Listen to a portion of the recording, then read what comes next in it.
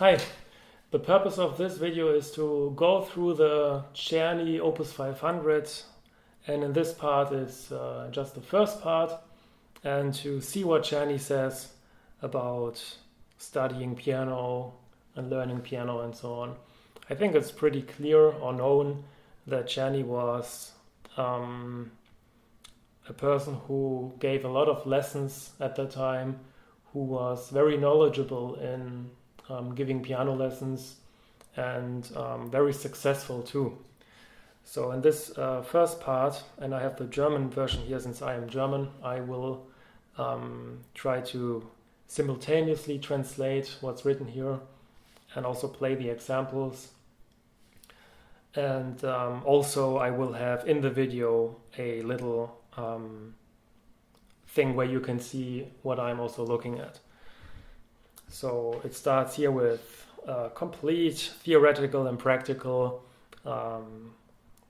school for piano, and then there is this very long text which says, well, we start at the very beginning and reach the highest mastery in the end, and with all necessary examples which he composed himself for that.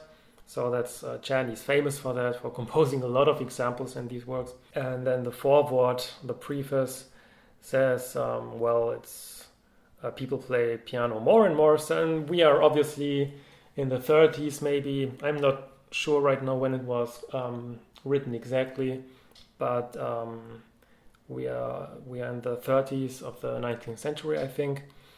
And well, he says the melody, edelste Teil der Kunst, kann bereits auf die klangreichste und mannigfachste Art auf denselben vorgetragen werden. So the way this is written is typical. It's very lengthy, and maybe the most interesting thing about this is that he says there are a lot of books, and why do we need another one? That's what people often write. And he says it's important to have mechanische Ausbildung, so you have mechanical practice for the fingers, and with the newest compositions, new at that time, to learn them, and also the instruments get better and better. That's also interesting. So I wanted to choose a fortepiano for this, but I have now just this early 20th century piano here from Native Instruments, the Maverick. And he said the most of the people who learn the piano are children in the age of 8 to 12, and you really have to start as early as that if you want to get a high grade of Geschicklichkeit, of I don't know the word, just to be able to play quickly and to play precisely. So it's important to learn the first foundations, because everything is building on that. You have to learn it very thoroughly and clearly and so on. So this is very lengthy, and he says in a lot of books the rules are written down very just precisely and in a very short manner, and he says the people can remember that by heart in some minutes, but it needs months, even years, and infinitely many times where the teacher reminds you until you really get used to practically follow the rules. And that's, I think, what everybody knows, what Czerny says here. And he says, well, every teacher probably has made this experience dozens of times. And he says, how many pupils must just sacrifice years to learn what they missed in the beginning.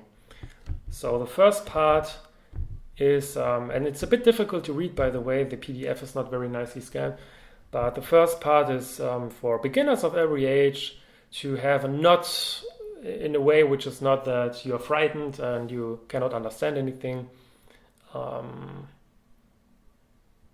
The problem is the sentences are kind of like 10 lines long, so to get the gist of what's written here, it's a bit difficult. But maybe I skip a bit of that, and he says what the 4 parts are, but I think we will see that if I get to do these videos, or how this turns out even, I don't know.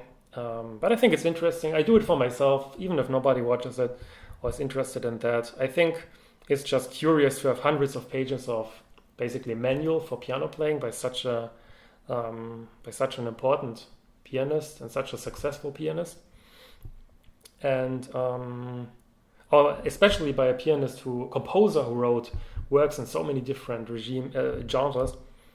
And he ends with a wish, and it goes like wie Gebrauch, so Nutzen, which is something like as the use, so the so what's coming out of it, but a bit difficult to translate. Okay, anyways, let's maybe start with the first page here. And well, okay, we have a pianoforte of 6 2/3 octaves. Obviously, we have nowadays pianos which have a much wider range, but at that time it only goes from the C to the G, which is here. So that's the difference, is we are missing a couple of notes at the bottom, A, B flat and a B, and then the other notes here at the top. And then the notes, the names are written there, and the octaves and so on. And something is written about the black keys, how you can remember, I guess, where the white and black keys are, and then what's the bass clef and the violin and so on. And let's maybe move on to the next. So again, we have a lot of text here. So the beginner has to,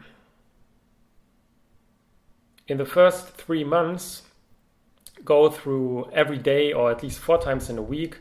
He has to get a lesson. And I mean, Czerny, I think, earned a lot of money with lessons, so I'm not surprised that he proposes to take lessons. But you have to also, in extra, learn 1 hour on yourself, so that it gets as quickly as possible to learn those basics. And then we have here those sections, and it depends on age and on your talent, how quickly the teacher can do this. And at the end of every month,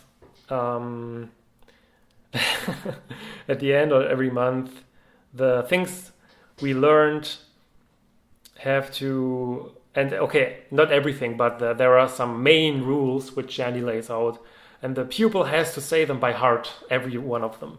So that's what they did at that time. Okay, but I mean, the main rules are obviously very important rules, and there are not many of them. And then how do we sit down? It's very important. And we shouldn't move too much, no necessary movements, because if you are not sitting straight, and he says jede Grimasse, which is basically every unnecessary facial expression, or jede sonstige üble Angewöhnung auf die Hände und Finger nachteilig wirkt. So if you do things like playing like that or something, he says it will have a negative effect on your fingers and the position of your hands. And then we have to sit down in front of the keyboard and far away, such that if we let our hands just down, die frei herabhängenden Ellbogen, so I don't know this word in English, but this has to be a little bit higher than the piano. And then the Sessel, which is the Austrian word for just where we sit down, is it has to be such that, again, the tip of your arm is a little bit higher, 2 centimeters higher than the keyboard. And also he says if you sit too low, then it's tiring to the hands, and that's something I also experience. I learned a lot of piano playing in my life with an upright, so there's a difference to a grand, I think, a bit. But I also normally really prefer to sit a bit higher, because I have a feeling of just having more control. And you are never allowed to, so the third point is you're never allowed to change where you sit while playing. For example, if you play and then you change it, that's not good. And also you are not allowed to move your whole body on the chair while you play. That's kind of obvious. And how do you have your head and your breast and so on? So you just sit there and anständig, so you have a very just that it also looks a bit good and natural. So you just sit down, and maybe you're a little bit leaned towards the keyboard, so that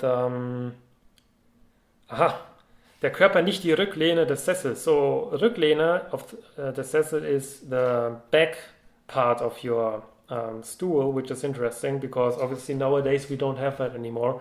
But you shouldn't touch the part of your of where you sit if it has that. Sorry, I don't know the English word, but that's interesting. We don't have that nowadays anymore.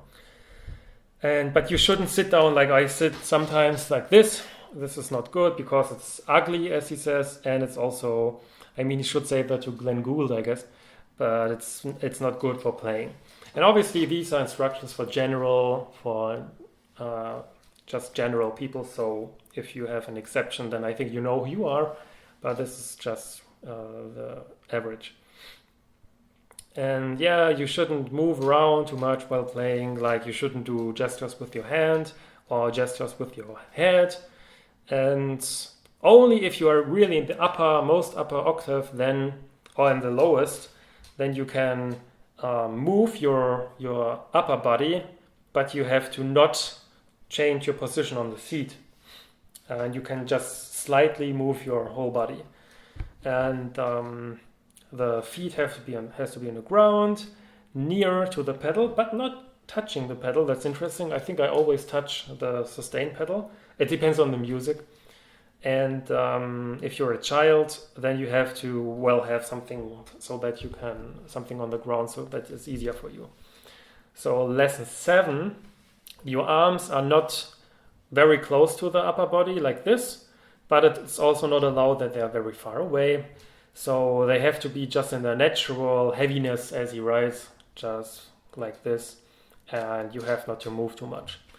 And so a lot of this can be summarized to just sit down in a natural way, basically. So everything which is unnatural is probably not good. That's also my experience. And sometimes I play really like that, and then I just try to sit down in the right way, like this, a little bit more upright, and then basically it's perfect. And then he says something about your hand position. You have möglichst gerade Linie der Knöchel und der Handoberfläche. So this is now, I think, about the hand position. Since we talked now about the arm and everything, the whole body, now it's about the hand. And Handgelenke dürfen, it's a bit difficult to understand, honestly, even in German. Good that I have the German version. Dürfen weder abwärts eingebogen werden. So I think he says you shouldn't play like this, but also not like this, which is again the rule of just having a natural position. And then the finger is einwärts eingebogen. So that's why people often make it wrong, because that's something which is maybe not natural. Maybe you would play like this, but you have to have that position where your finger is einwärts eingebogen, so it's curved. And he says the fingers are not of equal length. So what do? You have to make this curve of your finger differently, except for your thumb, he says, except for thumb. But you have to do it in such a way that all fingertips make a straight line with your thumb. So I guess what he means is something like that, where you have your thumb, and then you have to curve your finger in such a way that it's a straight line with your thumb. I actually never heard this, so it's interesting that he says that. But and then you have to curve it differently for each finger. For example, the little finger is further away and shorter, so it's different for that. But I think I wouldn't try to do that and figure out the hand curvings, but I just try to curve them a lot because it just gives you more security. But I don't exaggerate it like people play Mozart sometimes, like this. and Spitzen ineinander drücken würde, die Finger eine Halbrunde. Yeah, genau. So he sums it up. They have just a form which is like a half circle. Oh, sorry, the fingers by themselves are just like a little bit rounded. But the fingers are never allowed to be pressed together, but they have to be farther away from each other so that everybody is independent and free, which is also clear. I mean, that's kind of clear. And also, he says, jede schiefe Haltung der Hand und der Finger ist sehr übel. So, übel means very, very bad. And if you have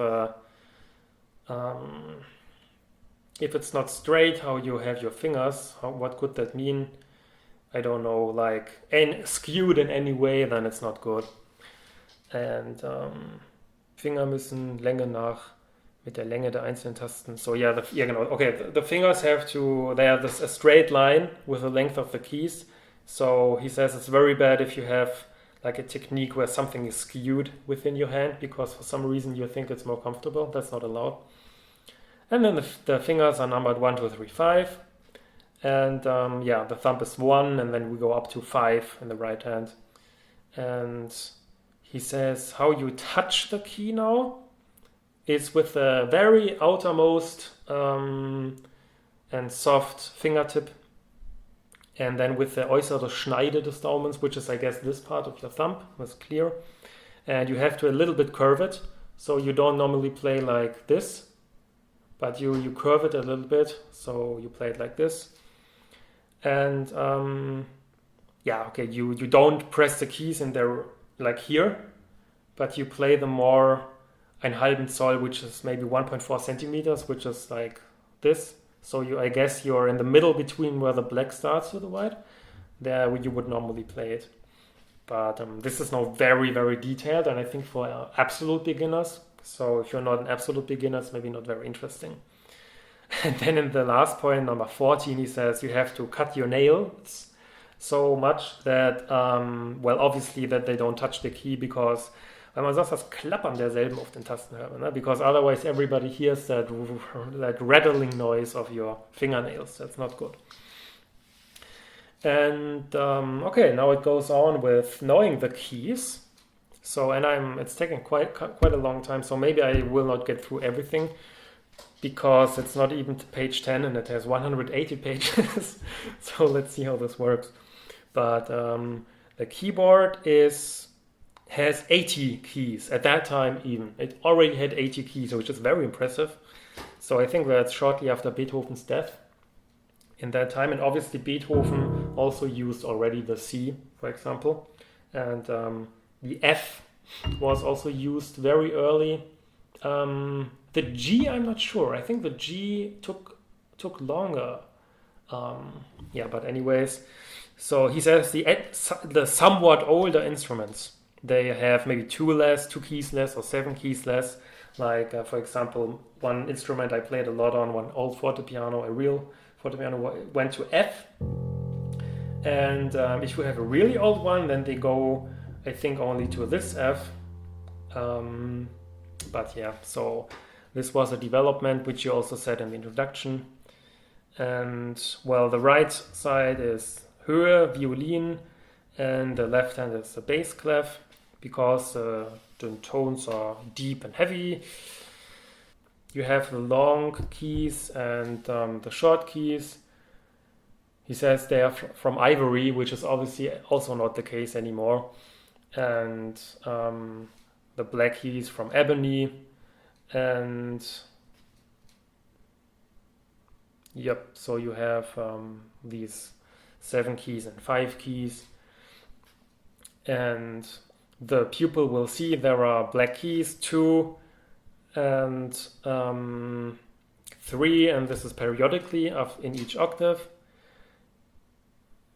And this unequal distribution of those, he says these are like overtones, is helping a lot the player to get used to a keyboard, because maybe it looks very difficult, but this is basically a symmetry breaking thing with the keyboard, which is very nice, because imagine just white keys, then it would be very difficult to pin down where something is. but the black keys are really symmetry breaking if you think about it. So it's helping a lot for to decide where to play. And it's basically what he also says. It's literally what he says. If everything would be the same, then it would be a lot more difficult to find. And then we have C, D, E, F, G, A, H, which is obviously B in English. And where is the C? And then the pupil, he says, has to find the C. And then we have D, which is to the right, and then E, and then F, and so on and so on. And then the last chapter 20 is the pupil has now to find fleißig, so he has to be how's the word? Ambitiously, basically, and he has to say it loudly what it is, and so on. So this is really also written for piano teachers, I would say, the way it's written so far. And every key with the same name has the same tone, which is obviously clear if we have a D, for example. It has the same tone, but they're only in the height and the depth different. So in octaves, basically, that's what he says here also, octaves. And from C to C is an octave, and so on. And to differentiate between the octaves, you give them names. So you have C3, C4, and so on, A0, and whatever. But that's a little bit more theoretical. And then 23 says, now you have to, the pupil has to know not only the name of the note, but also which octave it is. For example, I played this, and then the pupil has to say that G sharp or A flat, I don't know, 2 or 3, whatever. And even I couldn't say it, as you can see. I don't know the numbers. I think that's 1, 2, so it should be 2. And yeah, now we have the Obertasten, which I think is simply black keys, because he says 5 of them. They have 2 names. Yeah, right, because there you can see it from above or from below. And yeah, right, so you have, for example, here C sharp or D flat, and so on. That's also clear. And he says in German that's a bit stupid or difficult to remember. Oh, sorry, it's possible to mix it up. That this one here is actually in German a B, but B is this one in English, so this is a B flat or A sharp. That's a bit unfortunate. And well, here we also have octaves. And then the student has to also say the name and so on. So we have in the music generally only 12 different heights of tones, which is basically correct. And you have repetitions of that for the octaves. By the way, we have 7 here, because the 8th one is again starting the new period, right? So this all here is 1 octave, and then the new octave starts here with the C. And yep, so this is a half tone if you just go to the next black key or down, and so on. And yeah, right, so if you go from one white key to another one, and if there is a black key, then it's 1 whole tone. And it should take only, in chapter 29 already we are, he says it should take only some days until the student knows this. And in the unauslöschliche Art, it's those funny expressions in the 19th century. So unauslöschlich means you cannot delete this knowledge. If the teacher has the patience to use all, or to demonstrate all tools which help the student to learn this. And if the student by himself has the necessary attention. Obviously, that's also important, that the student shows some attention for what we want to try that he learns. And then, if we know the names, the second section is die Erstfingerübung, so we can now actually start to play. And the teacher has, for example, I now, has to show him the following exercise. And he says in brackets, the teacher has to do that also by heart, so without looking at something, obviously. The right hand starts to play. And then we have the third finger also. And then the fourth. And funny enough, there is now 8th notes instead of 16th notes. I think I know why, because he's interpreting as that triplets here. And then to the 5th finger. And so on. And then we have, sorry, my nose is itching a bit. Then we have the note repetitions, obviously not something like that, simply with the thumb.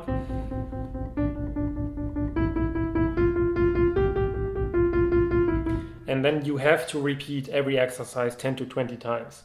And I think the reason is simply to have a feeling how it feels like to depress a key. If you have never done that before in your life, you have to get used to how much weight there is to a key and how it behaves when the key is going up again. That's all very easy for somebody who knows how to play piano. But if you've never done it before, then basically you have to do that a lot to feel this tone repetition thing. And also to get used to really press the same key with just vertical motion without any horizontal motion. And what does the teacher do while the student plays it? I think the teacher has to just look at what we learned before about sitting upright and so uprightly and everything else that the student does it. And for example, that he doesn't move around and so on. And then we have those 5 finger, like, how's it called, les cinq doigts from Debussy or from other people. It's like one key is now one finger, right? So you can already do some etudes with that. And so this also shows you that the fingers have to be far away from each other, that you have really one. So if they are too close, then this doesn't work. And also you have, maybe I go 1 octave up, it's a bit more convenient. So if your hand is very just resting, then you can press a key while the thumb is still just there as it's before. So the fingers are independent of each other. And the little finger has to just be curved a little bit, but the others not. I don't know what that means now. But now we have one of those main rules, which the pupil at that time, the students, Czerny students, had probably to say up. So Czerny said, all right, Maximilian, can you now say the first main rule about your finger positions? And then the finger position is, jeder Finger muss genau in demselben Augenblicke aufgehoben werden, in dem der nächstfolgende anschlägt. And he says, and maybe I translate it first. So he says, if you play something, and now we learned how to do that, but if you have another finger which plays something, then before, he says even exactly in the same moment, when you play the next key, the other one has to go up. So I don't know if you think about that, but if I play this and then I play another key, at the same moment, you do this. It's like the clutch with your car, when you also learn, when you let go of that, you press the throttle or whatever it's called at the same time. So that's also here at the same time. And he says that's the most important rule for beginners. So you cannot repeat it too often enough. So for Czerny, that's very, very important. And we should remember that if we learn to just play the piano. So we don't want to do something like this, where beginners would, I saw that, where beginners just, play something like this, but we have to play, which is like a portato style of playing, which is not legato or staccato and so on, but more like portato. And in the first, and then he even says something about these exercises. The first one was simply thumb and second finger. And the thumb has to leave at the moment where we play the D. Okay, so in the second exercise with 3 fingers, you also let go of the thumb when you press the second key, and then you let go of the second key when you press the third key, and so on. And then with the fourth, and then with the 5. And yeah, so the weight of your hand is always on the keys, but always on one finger, while the others are just floating or whatever in the air. So I think you don't have to have your keys, your fingers on the keys, but the weight is always in a finger and not in the whole hand at the same time. And then he even gives an explanation in part 9 for the main rule. Okay, that's maybe not useful for 20th century music anymore, but he says 2 or even more than 2 notes which lie next to each other, if they are played at the same time, they have a very, very ugly and nasty effect. While if you play them one after another, they can sound agreeable, what's the word, like convenient and so on. They can sound nice. And the strings of each played note, they sustain a lot if you press it too long, so you have that ugly effect, that ugliness. And it has a very sehr üble Disharmonie, so it's a very, very nasty disharmony if you do that. And yeah, he probably shouldn't have heard then Rebikov or Ives, where they have like something like that, which doesn't sound so horrible anymore, at least if you're in the 20th century, not in the 19th century. And then the 5th exercise, I think this was the repetition one, right? So this one. Why do we do that? Yeah, that's exactly what I said. So I coincide here with Czerny. You get just used to playing the same note with a firm way and consistently. And okay, so the other fingers have to be as calmly as possible, so you don't move around too much. And how so do we play like forte or piano? Of course, we don't know these terms so far, but he says mäßig stark, so this means basically mezzo forte. And auf die Tasten fest hin abdrückenden Anschlag anzugewöhnen. So very complicated way of just saying like you have to be conscious about pressing the keys, but you don't have to be too soft or too hard. And in a natural way, you have to do it, of course, naturally, very slowly, and then quicker and quicker if you can. So ohne innere Nervenanstrengung. So you shouldn't play it so quickly that you have really trouble with processing that, but it should be quite easy to do it. Difficult to read.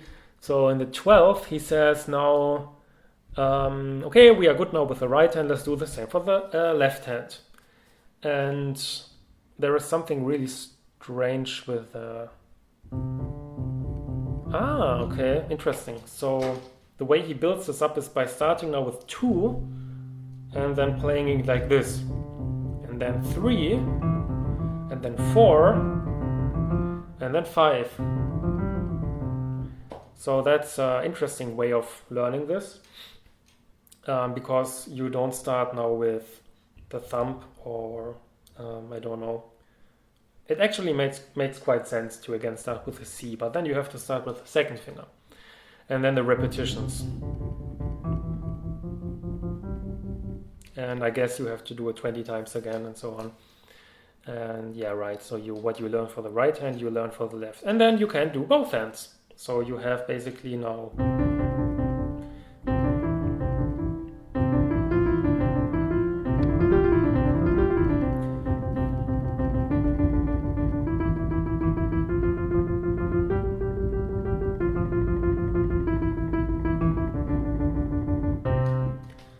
that's both hands. This was quite quickly, but yeah, so that's the first exercises.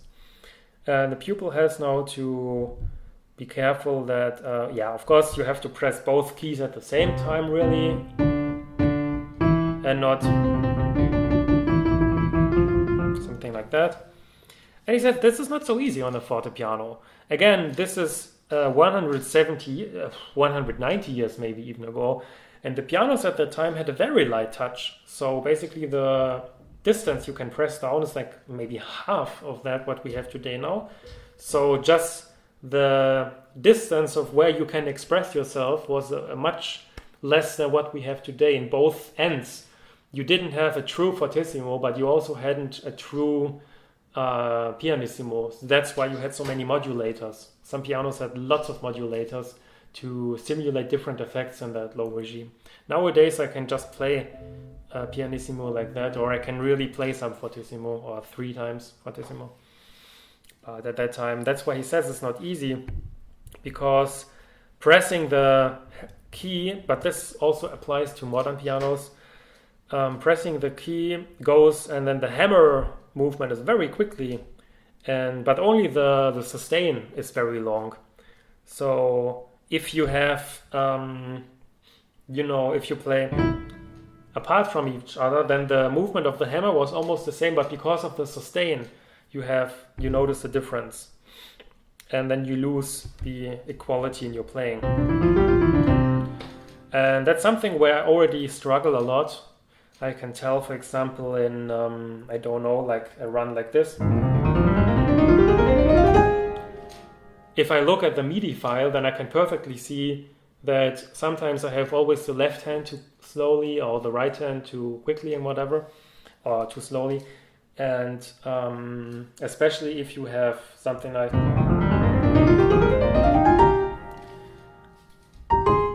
then this is noticeable. So it's good to learn it in the beginning.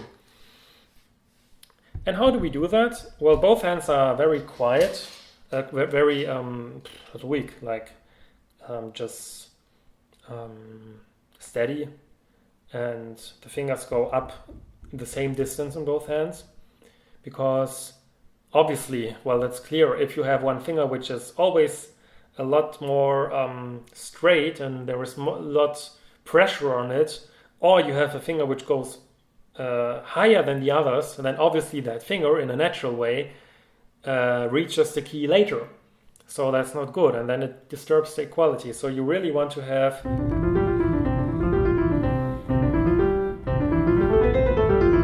like a robot kind of playing.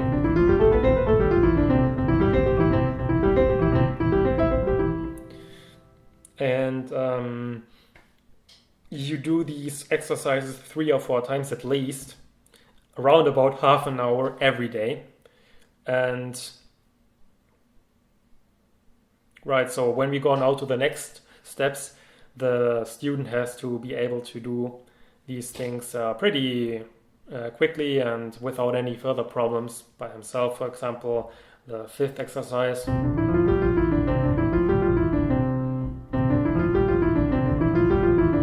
That this works. And some addition and going more in depth is in the 4th lection. But now the 3rd lection is lection, do we say that? Lecture or section maybe? But the Lektion is now we have the Kenntnis der Noten, so knowledge of the notes. And while we symbolize notes on a paper or indeed on a tablet by these symbols, and the round dot is the note, and so on. Then we have the measures, 1st measure, 2nd measure, 3rd and 4th measure, until 8th measure. And he says we have the upper line for the right hand, lower line for the left hand. And how does it look like? We have the Taktstrich, which is dividing the measures, and then we have a clefs in the beginning, accidentals maybe, and the measure or the speed of how we play this. So I'll just play through this maybe.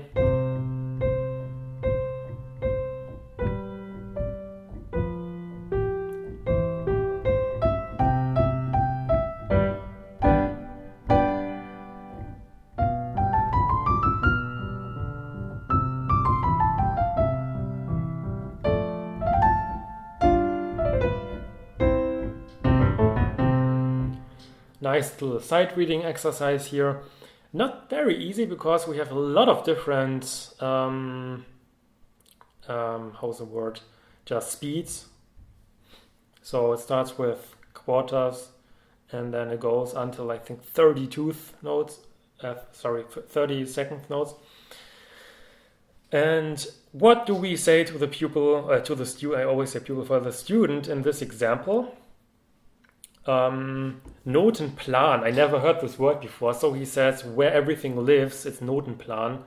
So like a plan of your music. But so we have a bracket connecting the left and right hand. And then we have the clefs. And then we have the Taktvorzeichnung. I also never heard that word before. How is the correct word for it? But this is obviously simply the metrum, the rhythm. So he doesn't say rhythm, of course, or like metrum, because we might not know what it is. So he says in which way the notes are played with respect to the time and so on, and with respect to the different measures. And the room between two measure lines is one measure, and each measure has the same length, of course. So we have 8 measures in this example here, and then we have in each line 5 parallel lines, and the notes are they can be on a line or between lines and so on. And we have white notes or black, first, second, third measure. Right, yeah, I think he simply means we have those half notes and then the quarter notes. And yeah, so we have long notes and not so long notes. And then he explains different lengths. So the white notes, they are exactly one half. They are half the time of the full note, and then we have the quarters and the eighth notes and so on. And then we have the pauses and the pause symbols and so on. Yeah, maybe I can go on now to the third, but he says in the third paragraph, if the student knows all these rules, so it will be very easy now for the next things. Okay. So the continuation of the third section is now the right hand notes. You have to really know first the violin clef and treble clef. That's the word I was searching for all the time before you learn the bass clef. So we have the lines and the lines in between, and then he explains how the names are, like C, E, and G, B, D, F. Here it's written H, as I explained before. And maybe I skipped that. And then we have all the names of everything, and then the left hand. We have the treble clef, but now we have the help lines. I think ledger lines is the English word. Here it's simply named additional lines, and he goes up to the G, actually. So he gives all the names up to the G. And he says, for the highest notes, we have so many ledger lines that it's a bit difficult for the eye to even read how many there are. So we use that 8 VA symbol so that you play everything one octave higher, which is a really neat invention, honestly, if you think about it. And even with the 8 VA, the very high notes have a lot of ledger lines, like 4. And the record is, I think, Charles Alcan, who uses 8 ledger lines in L'Incendie du Village Voisin, the Opus 35 number 7 etude, I think, where he uses an A with, I think, 7 or 8. I think it's even 8 ledger lines, which looks a bit funny, honestly. Because if you have simply a let's say, F major scale or F major thing, then with that many ledger lines, it looks very odd. And in that way, we also can express every note from, where do we start? From this G here to the G here. This is from G to G. And now the most important thing is that the student has to learn every note as quickly as possible, and also how to depress them and so on.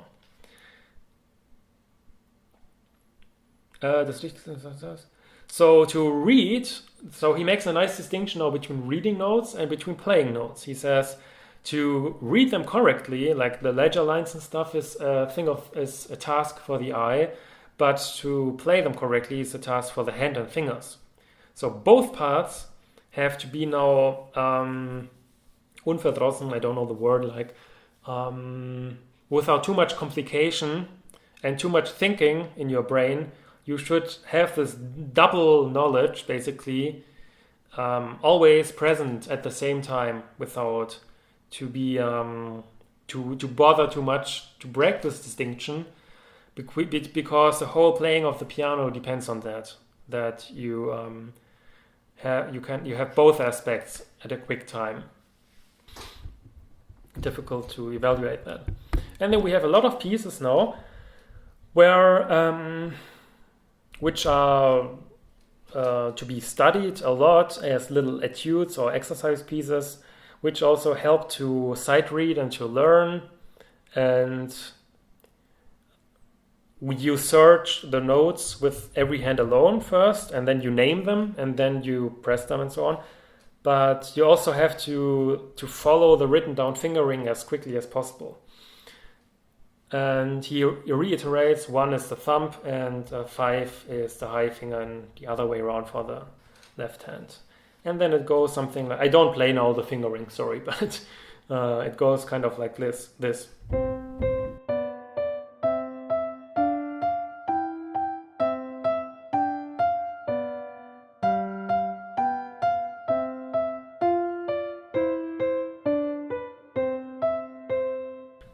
And here it's written allegro moderato, so there is of course now a footnote, because we technically don't know what this means.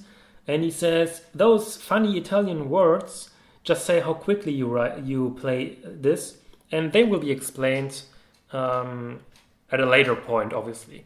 So that's why he uses allegro moderato, allegretto, because basically these are simply tempi which are like you would play like something like mezzo forte without thinking too much about it. And the second part,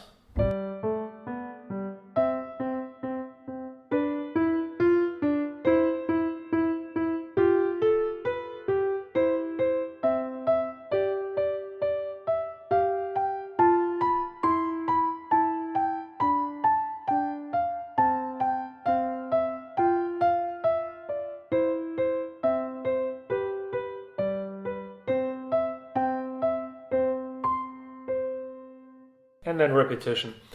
So somebody studied this before, and above every note there is the name written. So somebody really took that seriously, which is nice, I think. And just try to write down all the notes by himself or herself, of course.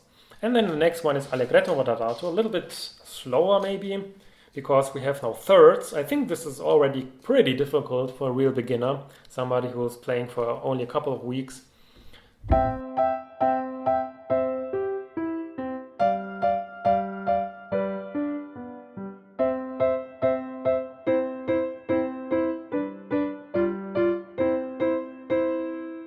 And I go on with the second part.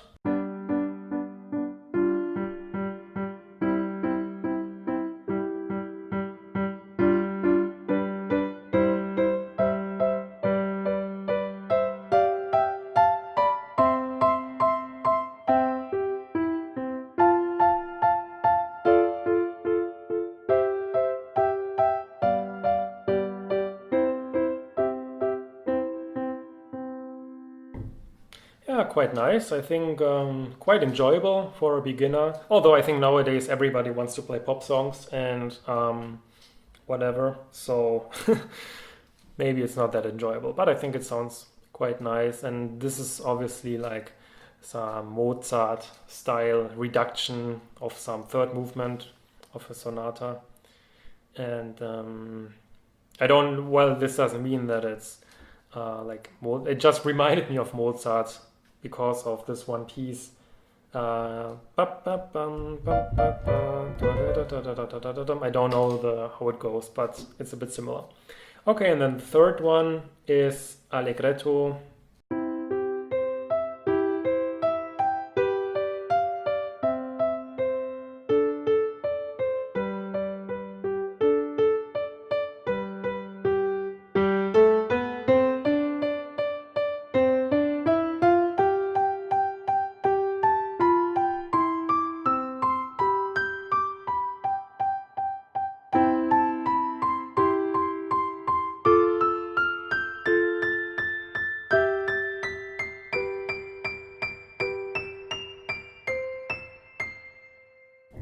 Well, I think here the purpose of the exercise was pretty clear. This is a very good exercise because it makes use of the ledger lines and of the 8V, of just simply very high notes. So to kind of explore how it feels like with your hand positioning, with your whole arm basically, if you play as notes as high as that. So the left hand here was very steady. So that we can really concentrate only on the right hand. And it goes on actually. So the second part.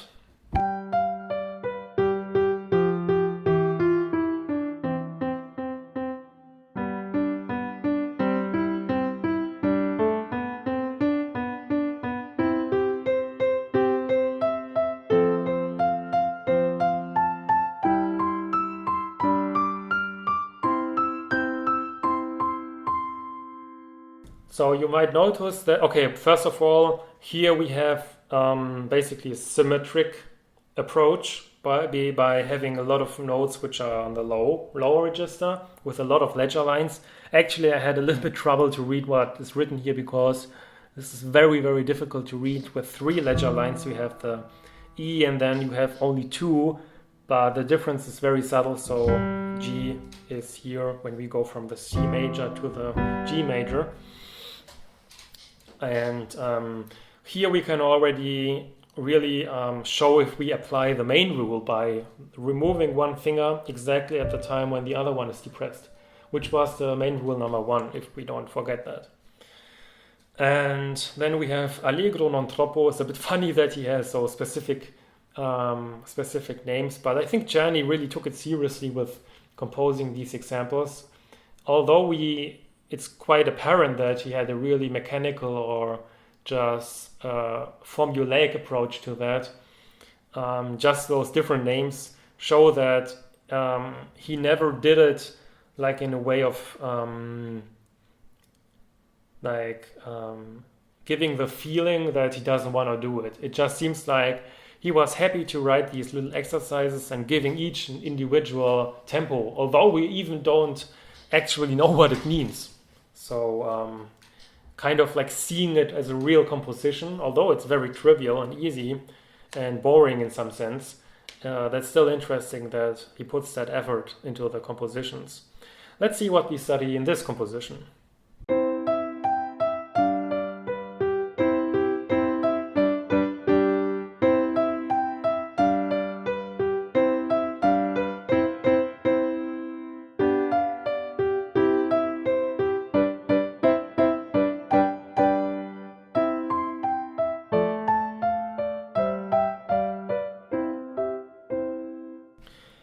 Pretty difficult already, I think. So what we see here is that we have a lot of jumps in the right hand.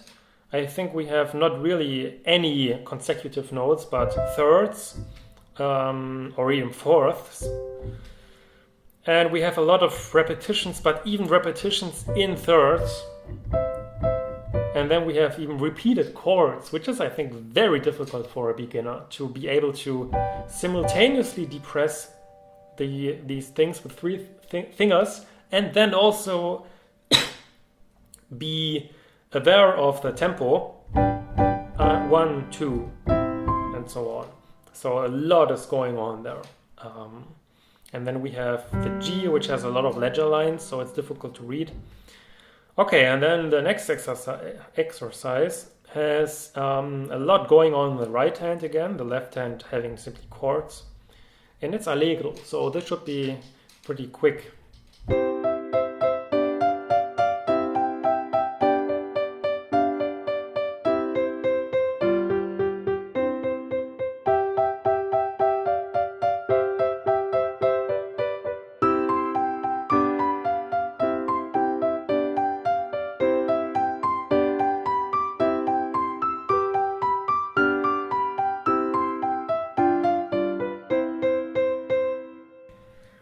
So here we have, again, repeated thirds, a lot of them. So you need really a steady hand now. And then we have this crazy jump here in the right hand. Very high jump, where you have to have a lot of control to find the, I think when maybe sometimes a student would play this in a concert or whatever, and then they would probably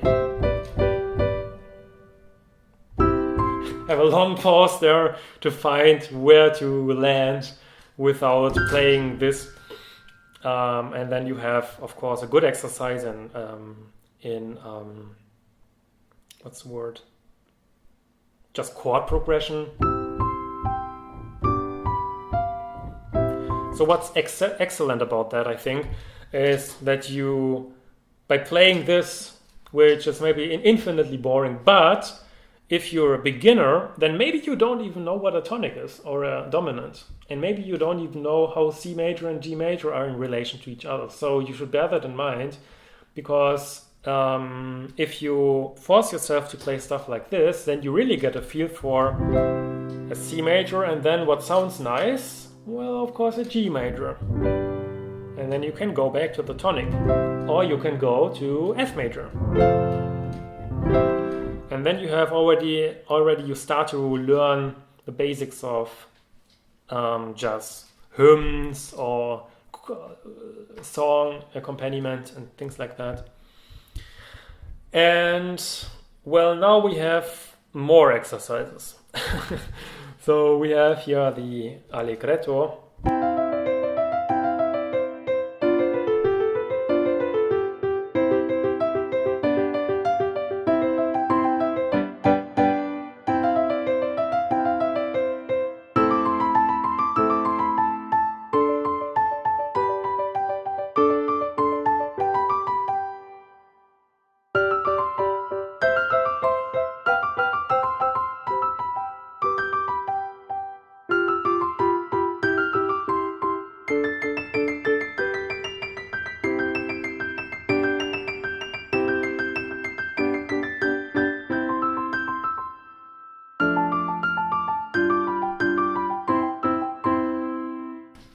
So here already I have to think a bit and make little pauses. This was of course not allegretto, this was too quick, obviously, but maybe we want to spend some time with this.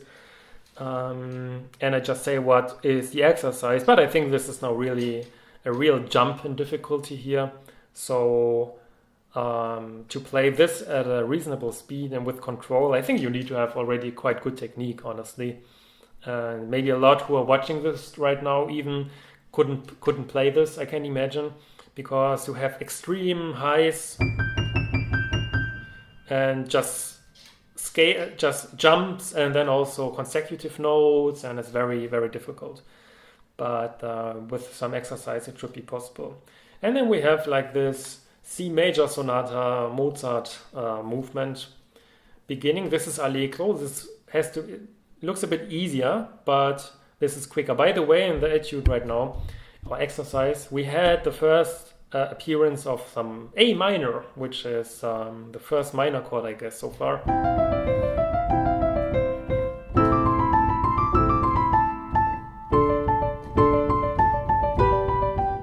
So there's that. And then the allegro goes.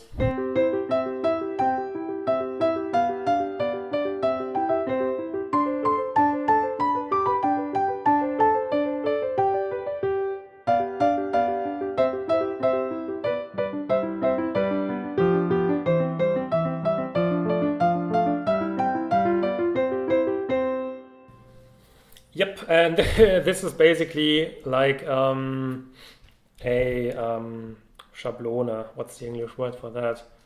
Like a blueprint for a classical, maybe not sonata movement, but just for, I don't know, for some rondo or whatever, because it just sounds so classical and typical of that era. And then we have a last example now, which is Allegro vivace. So this is quicker than all the other ones before.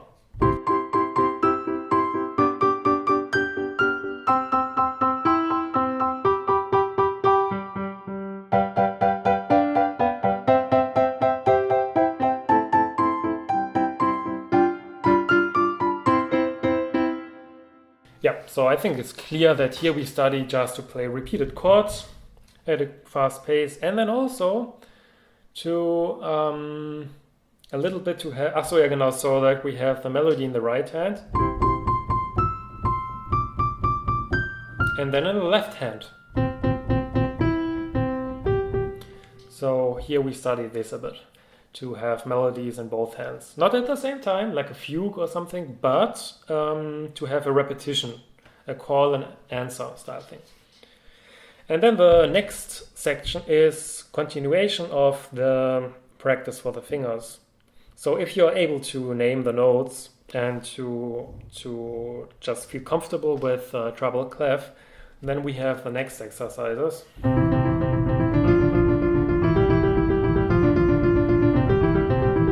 And this is now stuff which I should have practiced more, which I'm a bit not happy about.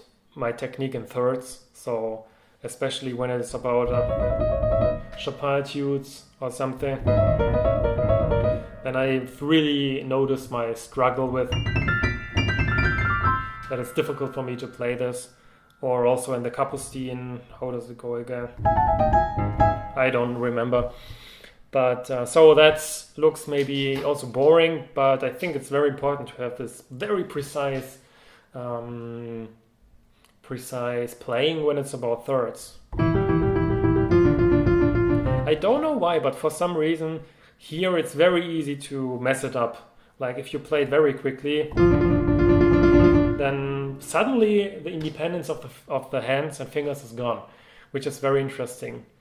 At least for me, it's something. For example, I feel much more comfortable with octaves, but not with playing thirds or scales and thirds. And this is very important because even Mozart uses things like that. In the Fantasia, for example, in C minor. Yeah, I couldn't even play it now. Or the E major scale in that piece. So that's important exercises. And here again, you play the hands by themselves, and then after that, both at the same time. And yeah, so he says now something about his experience that's quite interesting. Even students with a weak memory can play these exercises by heart and without looking at the score, if with a lot of patience you demonstrate them by playing them yourselves or by letting them play it for you, and or sometimes also with a clear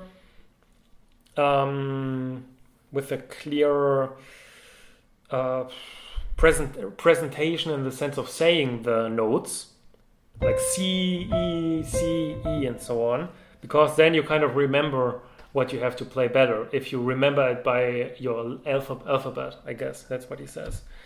So if somebody has really bad memory and they say, oh, I never can do that, playing this by heart, you can try and go through it with them like C, E, G, and then maybe you have that that rhyme in your head, and then you can remember. If you don't look at it, oh, it went like C, G, E, G, and then you can play it. So that's interesting technique here. And he says that's his experience, and I would give a lot about Czerny's experience, to be honest.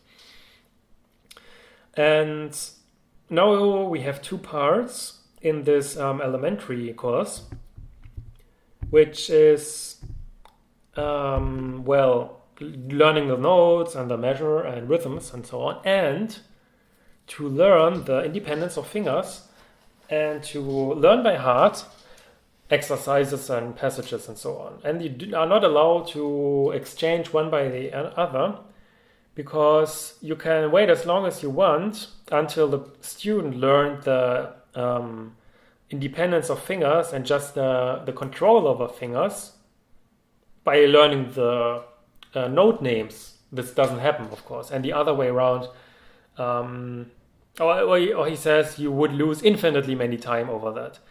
And one difficulty after another would be in the way if you do that. So obviously just learning the names will not help you to actually be better. But I think that's a common. So that's why this one here is called theoretically practical school.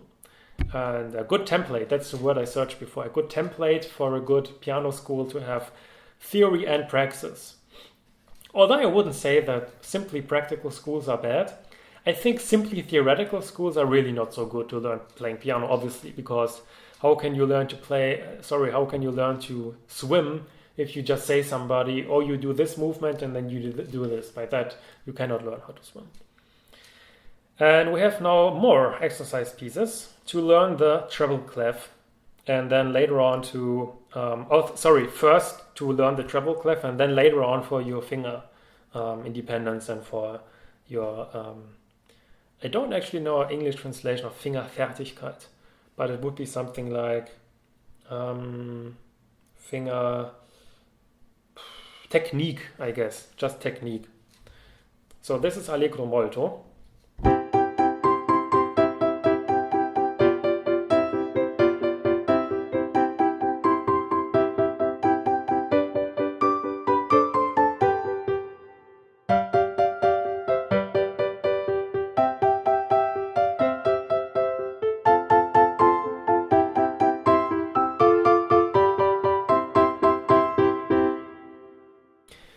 So it's a bit difficult sometimes to read because it's very small, printed. It's very small.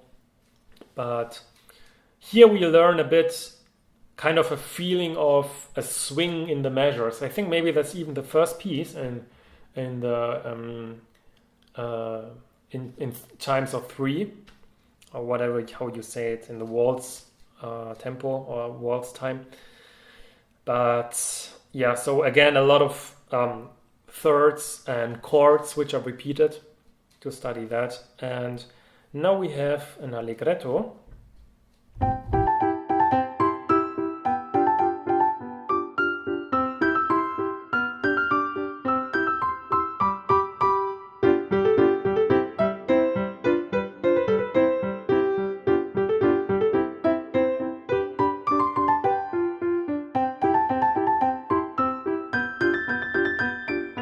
Oh, that was actually wrong.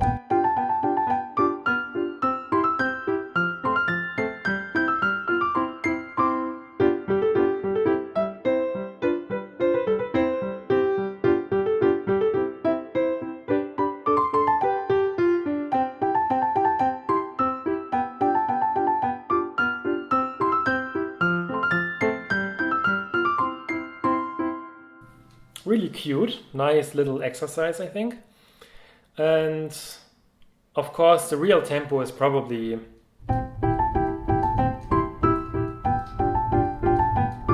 maybe something like this. And this one has some kind of a melody even, and kind of a uniqueness to it. But yeah, I think I couldn't say anything particular about. Maybe the left hand has a little bit of the left hand normally doesn't work like. That's not a left hand you encounter in the classical music, but something like this. A lot more. So this is a little bit more realistic thing. And now we have, almost impossible to read now, but let's see if I can do this. It's a very faint print. Allegro moderato.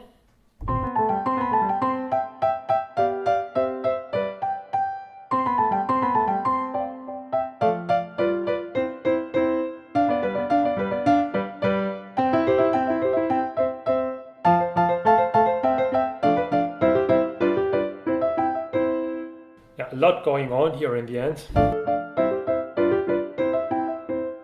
So yeah, that's that. And then Allegro vivace.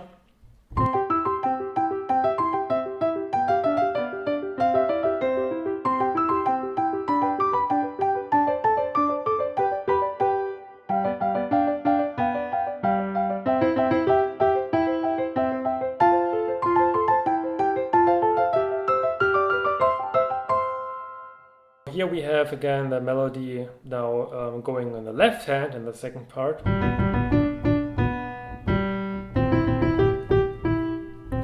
Which is already, I think, a lot to process for a student who's starting to learn the piano, because now suddenly the right hand is the quiet one.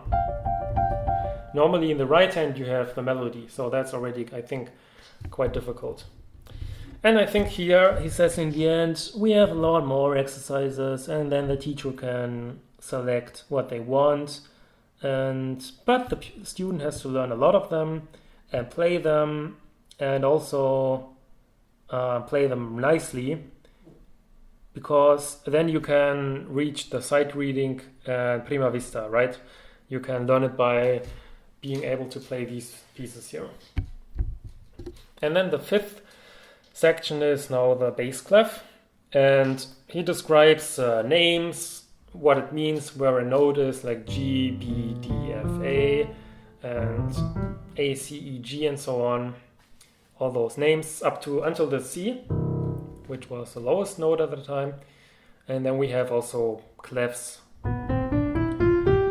where he goes until the A even, so the overlap is even more. So we went down, or the overlap is a lot actually, because the G went down to this before with the right hand, and now the left hand goes to the A. So here these notes can basically be written or used or named in both hands. It depends on the context of the music. And now we have all the bass notes, which is a lot, as you can see here, from C all the way up to the A. And yep, he says here exactly what I also just said. So he's thinking basically like I think, which is interesting. So he says notes which are in the bass clef also appeared in the treble clef. So you can use them, those 11 notes, in both clefs. And for example, you have the violin clef. And then you can also put it in the bass clef. And you have to decide in the context of what you do, what's better. And then we have all notes with all names and everything and so on. And now we have the 8VA, which is only the octave, together with the octave. And now muss der Schüler durch das schnelle Lesen, yeah, okay, so we have a lot of exercises to learn this.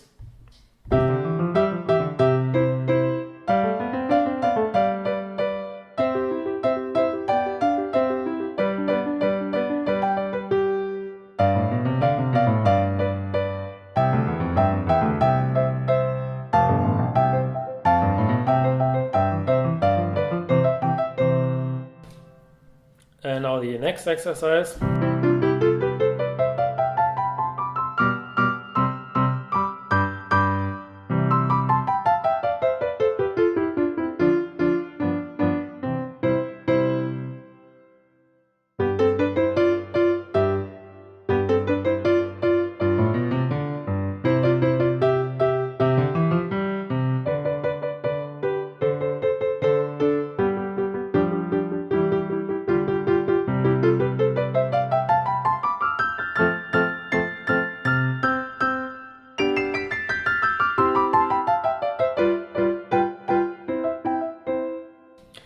Okay, yeah, so I guess it's not difficult to see. This is now really steep learning curve here. This is not easy at all to be able to have the right, to go the right distance when you play this. This is basically this Mozart C minor Fantasia I mentioned before, where in the second movement, in the middle part, you have this C major scale. So apparently you should play it with 2/4. Well, I don't know. Maybe that's simply because this is the basics. But I had a long discussion with my piano teacher how if I should play it like this, or 1-3-2-4, 1-3-2-4, or really 2-4 like Mazeppa, which has the Liszt fingering is 2-4. So this is an interesting question. And now Allegro molto.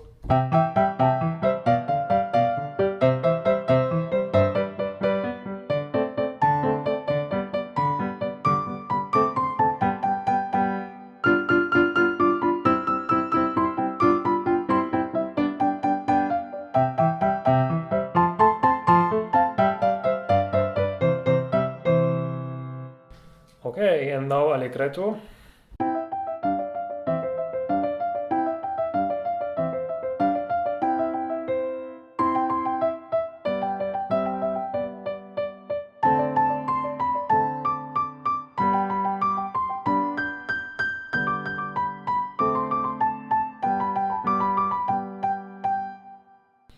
I'm not gonna lie, sometimes it's so nice to have music without any minor chords. It's just very heartwarming and evokes the child within somebody. And oh, it goes on. I shouldn't have talked.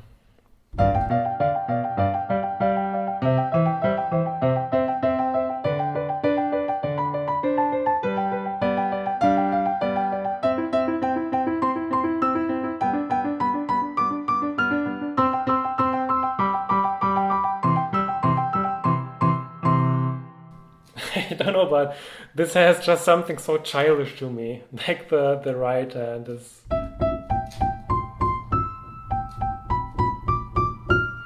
This is just very, I don't know. I don't know why I have this association, but it's so innocent and a little bit stupid, but funny kind of. Anyways, now we have the Allegretto vivace. It looks like a P. I wouldn't have known that word.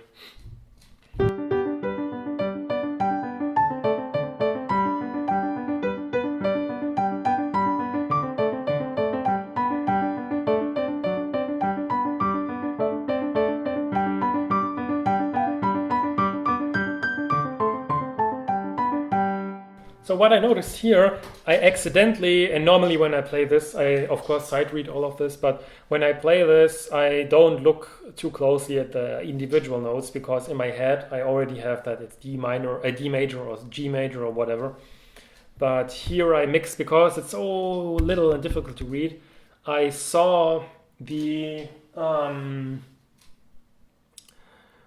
A and I interpreted it as F sharp, which would fit to the harmony. But he writes, and why does he do that? Well, because we didn't, okay, technically we learned the black notes already, but these are all exercises for the white keys. So it's very nice that he he is consistent here and only has C major exercises. Or not even C major, but even if it's D major, then he kind of skips to use the thing here. This is already kind of enough to constitute D major, but actually we have, right? So it's missing here. And here we have F major, and notice that he's not using the B flat, for example, in this etude here. So this is 3/4.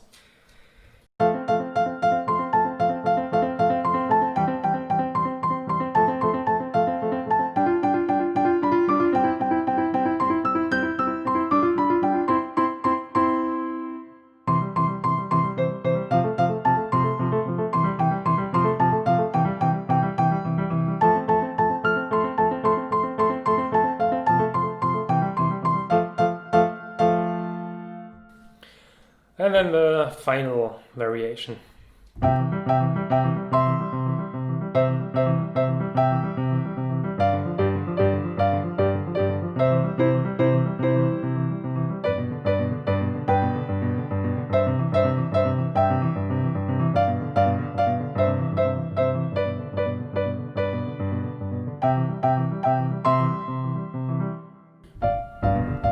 Oh, sorry, I skipped the line.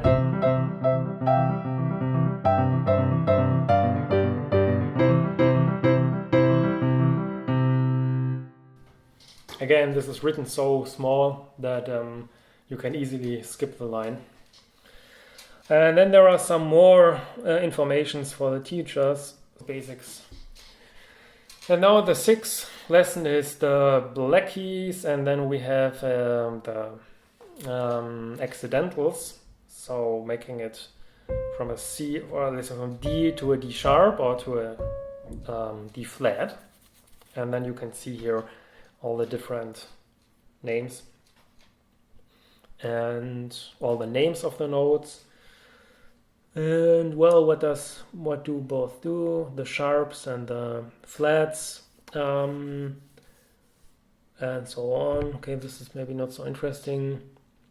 Yeah, so the E, if you put a sharp on it, then you get E is, which is basically F. That's clear, and the B gets to a C if you make it higher, and C gets to Cs, or F to Fes, which is F flat and C flat, which is basically E and B.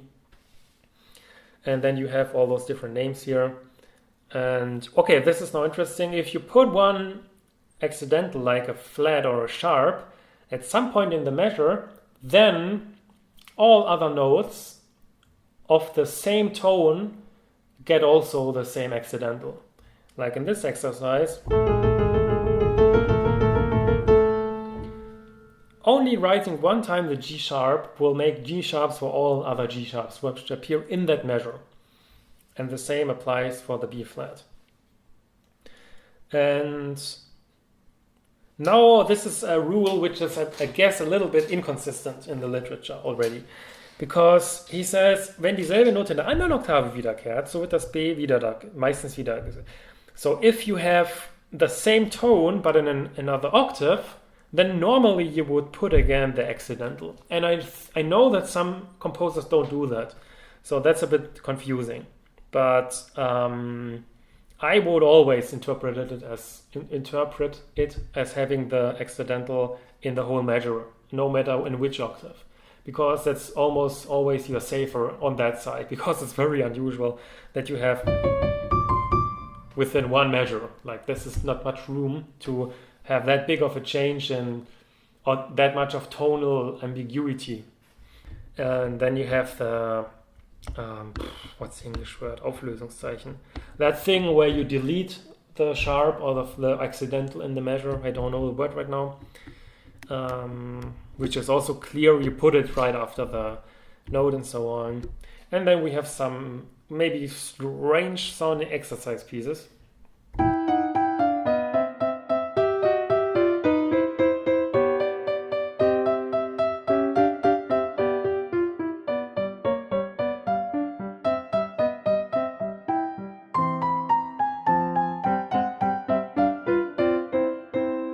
Okay, not strange sounding, but now obviously we are using, in the nice 19th century fashion, we are using all those accidentals as Vorhalte.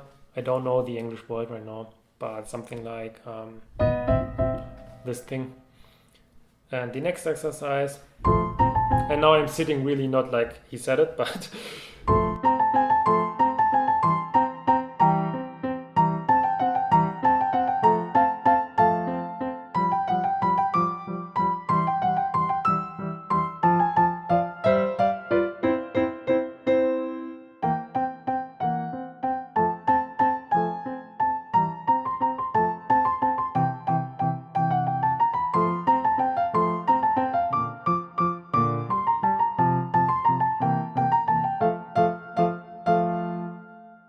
we are able to show more of the tonic and of the other harmonies related to it by all those accidentals.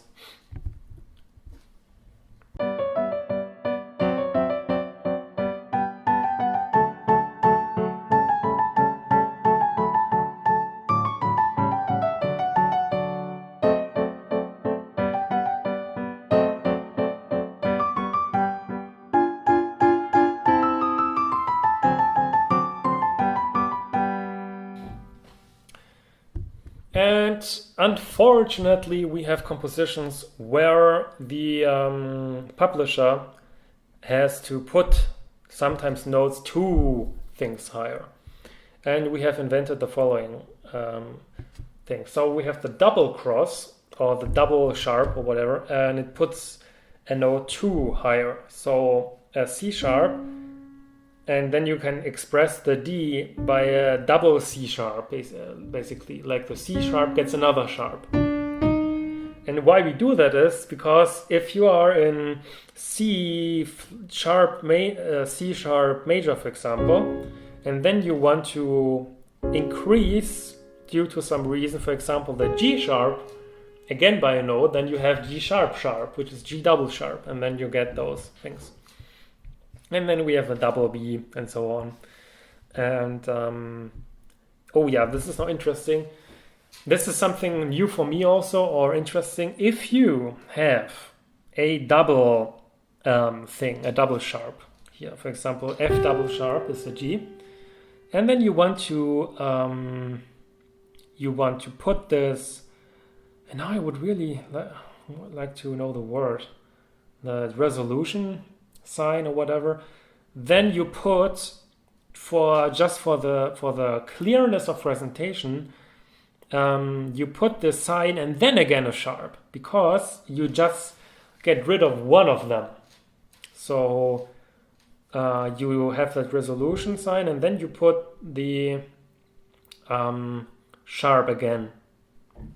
So because it looks a bit strange if you don't know what it means, but it always corresponds to a double sharp or double flat. And if you delete it completely, then you put something where it's only dots. I cannot read this. But Versetzungszeichen werden genau auf dieselben Linie. Yeah, so you put these accidentals and things on the same line. So let's see here, this little exercise.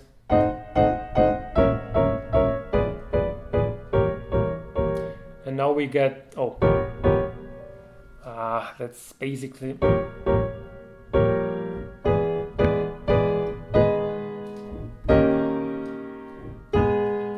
So here we have already a really complicated cadence, which goes to G sharp minor. And here it's difficult to read, but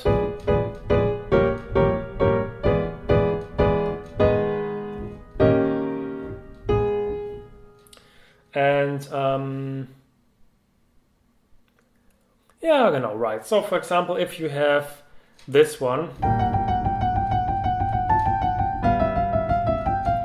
then although the accidental only applies to one measure, as we learned, you normally also put this resolution sign in the next measure to simply make it a little bit more clear that it's really now not F sharp anymore, because you have a quite abrupt change of tonal context. So you make it more clear by putting that.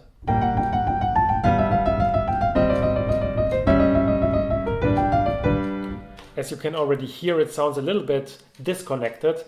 And if you really mean it like this, you put the sign there. In the old music, so remember that's old music at that time, so probably CPE Bach or something, you assume that those accidentals also apply to the next measure, in the one next measure, if it goes on with the same thing. So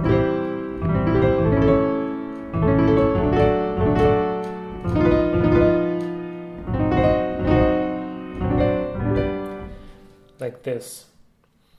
And now we have accidentals, and yeah, so we have now the tonalities. F, we have G major, D major, and so on. And then with the flats, you have B flat major and E flat major, and so on. And then he says, normally we don't need more than 7 signs because we have 7 flats and 7 sharps. And we have already the overlap there. So in both directions, we don't need more. because there are no more than 7 in music. Of course, nowadays there are more than 7, like John Fold uses 8, or who uses 8? I don't know. Okay, it's almost never used more than 7, obviously, but there are some exceptions. Also with the sharps, there are triple sharps, there are triple flats. Nikolai Roslavets uses triple flats. Alcan uses already double sharps, only a couple of years after that, and so on. And you have zufällige und wesentliche Versingzeichen. I don't know what he means by random accidentals, but let's see.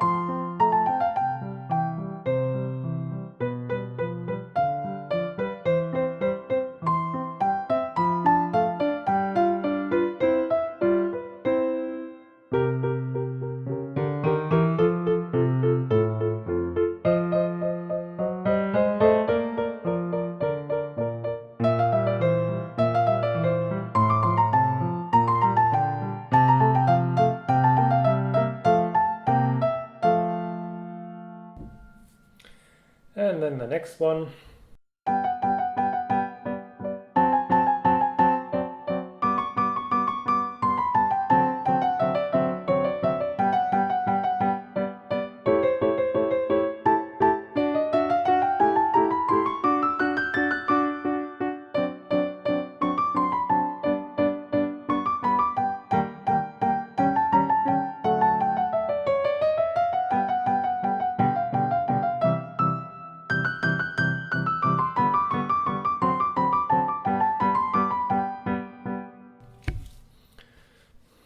Now we have B flat major.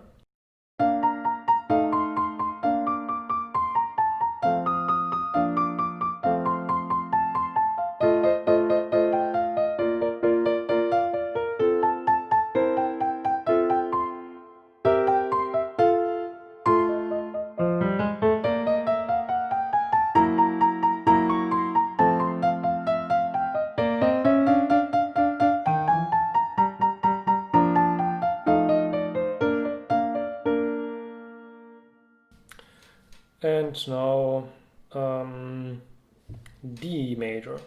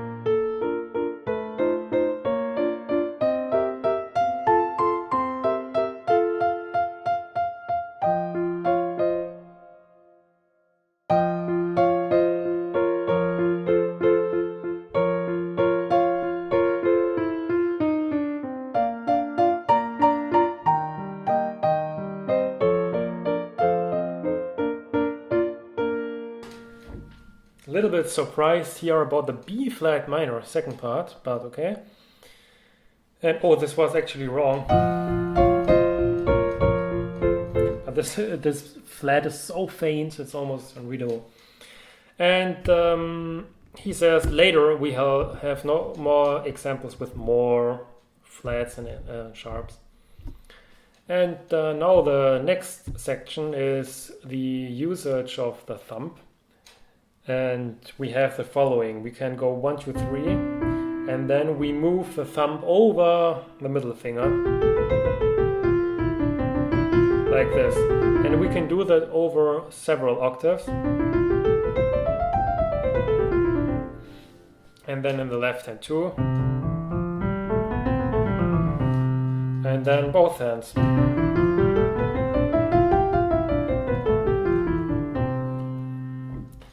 And then we have the whole C major scale here.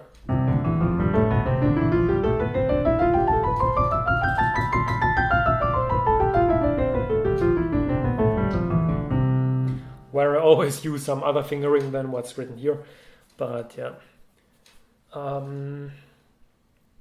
So the thumb is, you can look at this basically as the most useful finger, because you can, if you know how to do it, von der Größe der Reihe nach, von Tasten gleich und geläufig, you can, I don't know what that means.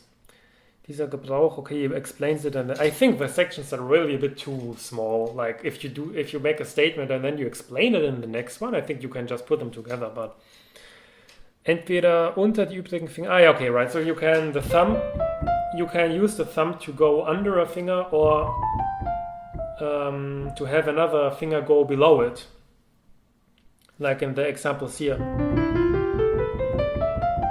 or in the left hand.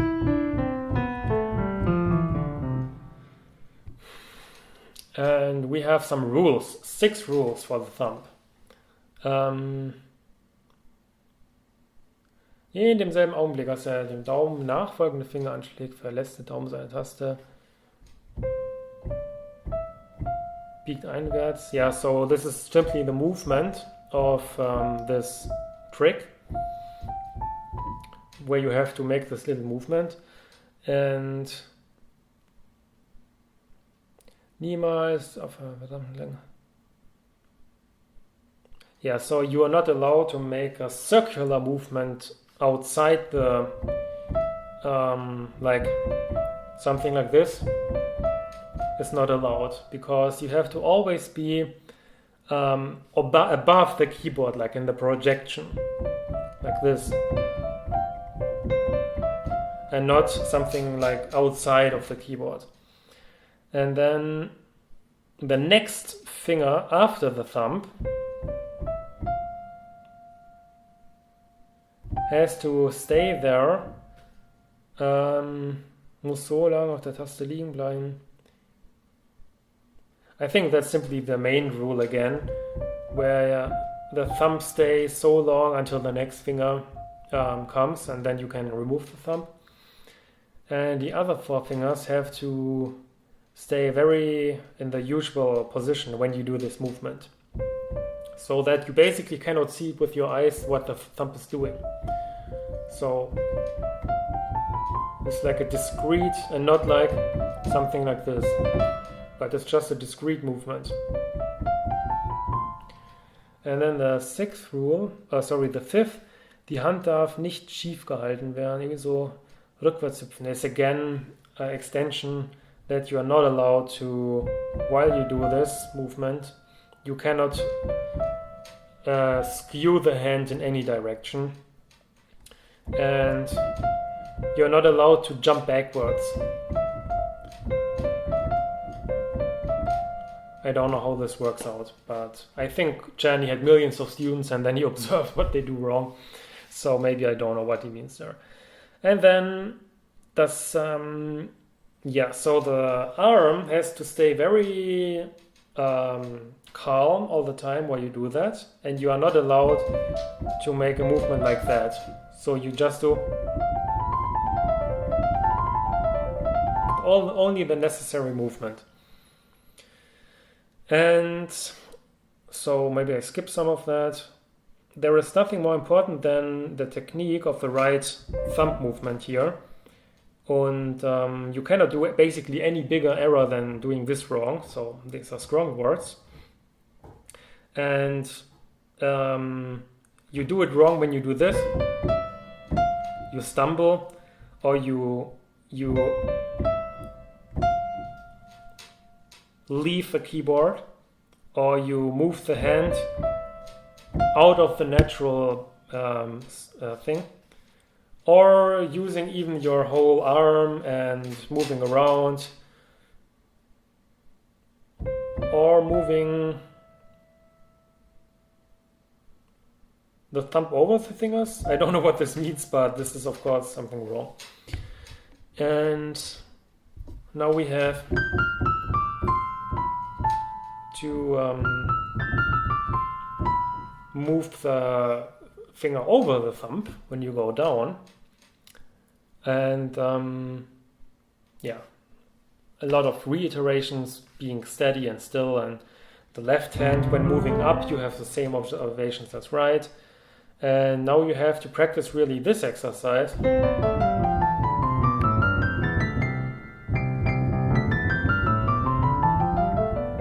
The fingering is 1, 2, 3.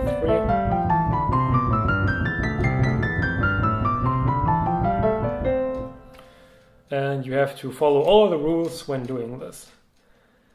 And he says this is very rare to play something like this. But it's important because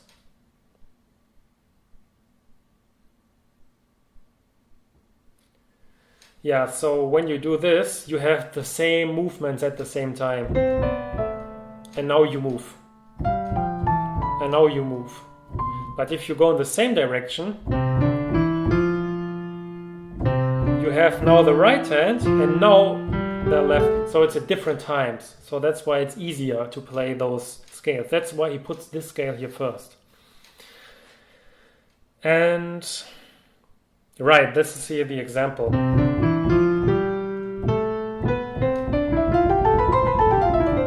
This is why this is a lot bit more difficult actually than playing the other one. And you know, it's very difficult for the beginner because this movement makes you wanna, it feels like you want to do it at the same time, but you cannot because it's at different time.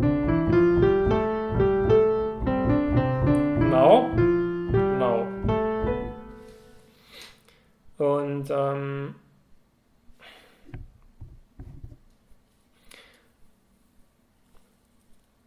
so we have now this exercise here.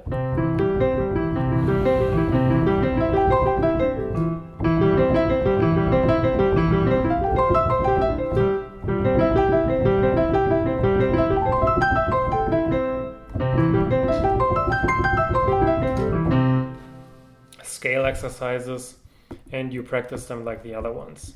And then we have scales in all major tonalities. So if we know this, if we know how to read the notes, and if we have some practice with those with these kinds of things, then we can practice the scales in all 12 major scales. And this is where it starts to get really boring, I think, or for most students, because we have to apply all rules about the hand position and nice tone and speed and purity, clarity of playing and fingering, and also about just the general way of playing it while practicing the scales. And so the following exercises are just from his experience and which he used very consciously for his students while he taught, and also using sept chords they have like little, they feel like a bit like fantasies or little preludes. So also the ear of the student can get used to these modulations and learn them by heart, which is useful. And then he has also little remarks. So the first one is an exercise in all 12 keys.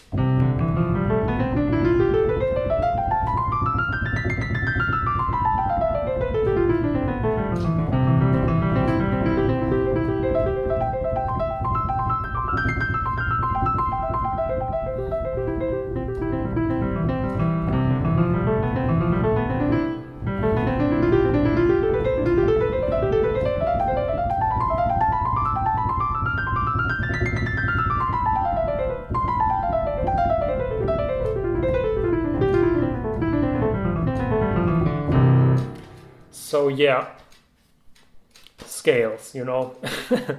So there's that. And in a piano concerto in the classical era, you might actually really had something like a little part which goes like,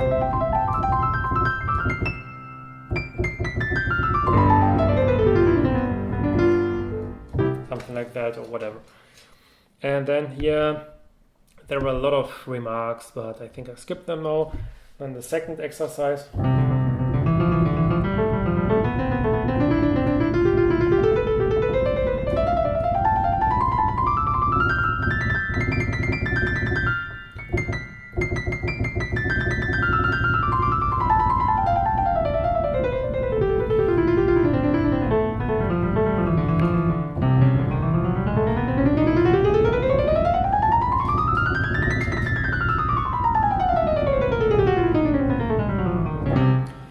This was a chromatic scale, and then we have both, and so on. I think I will skip these now because it's really a bit boring. And now we have a transition from C major to F major.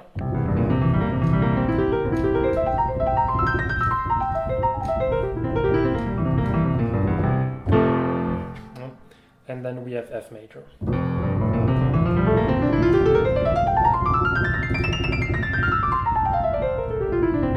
And that's what Czerny meant with the sept chords, because obviously to get from C major to F major, you can use the sept chord, like Bach used basically all the time. And then we have more scales, and more scales, and more scales, F to B, to E flat, and to D flat, and to G flat, and I think even to... No, there we go from yeah, whatever.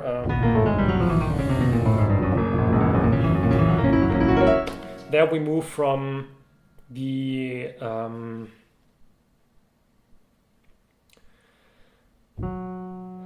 G flat major, which is the same as F sharp major. So we go from F sharp major, now in the circle of fifths we go back to B major, because we could go to 7 flats, but obviously that's the same as, because of the enharmonic modulation, or I don't know the German word, the interchangeability, you can go with a flat, with a sharp here. And then we have double sharps also as a practical exercise of what we learned about double sharps. Okay, so half of the book is kind of only scales. But okay, not half of the book, but we have some more information about the scale exercises. And so all students without exception should within 1 month or 6 weeks learn all that stuff. Because if the student can play only the first passages in C major to F major, he will now learn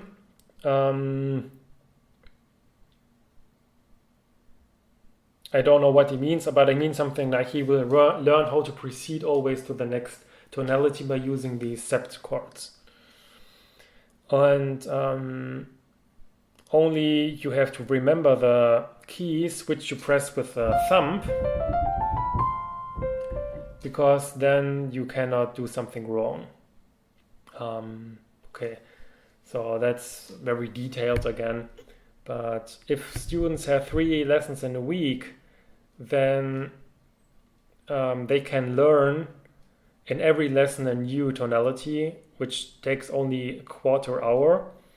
And then, I mean, here you can really see Czerny, someone who composed thousands of pieces, maybe 10,000, 20,000, I don't know. It's really kind of unclear. Maybe he wrote something on a napkin, or honestly, like he wrote a lot of pieces, and here you can say that he used really the time. And when he says, okay, you can learn a new scale in 15 minutes, by the way, if the teacher knows how to explain, okay. But you have to always play also the old scales which you learned. And then the right hand alone, and then both hands. And if the student can play all 12 tonalities without any problems and by heart, then it only makes sense to start practicing. I think that's something which is now really not clear if we still see it like this nowadays. That's really the old way of learning piano. And because he says if you do that, then you will learn a lot and you have a lot of fruits after playing, because it would be very wrong to think to learn them and then to just forget them after that, because they're only scales. But if the teacher lets in every session play round about 15 minutes or a half an hour, though study in 4 tonalities, for example, then he has all the time to also learn about how to sit and how to help move the hands and how to rest on the keyboard and so on. And until you really are very used to all of that and you don't have to think about how to sit and how to play at some point. And if you know them very precisely, all these exercises, about after maybe 3 months, so now you have to look that the student can play them quicker and quicker after every day, because they are very good technique to learn the necessary velocity in the end.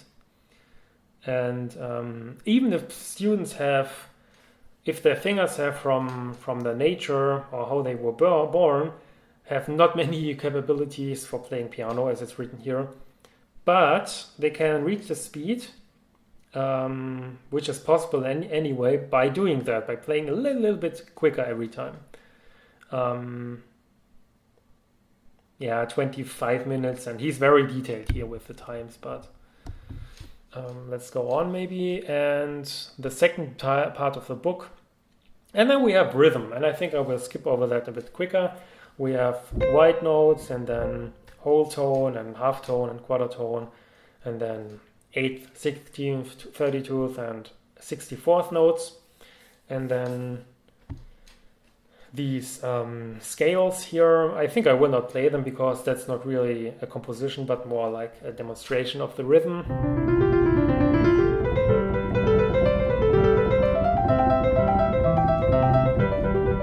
So they go like that, and then we have here 32th notes and so on, and then we have this famous picture of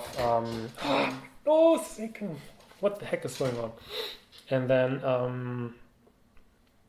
this represents one whole note of so many 64th notes, for example, and so on. And you play them at the same time, like.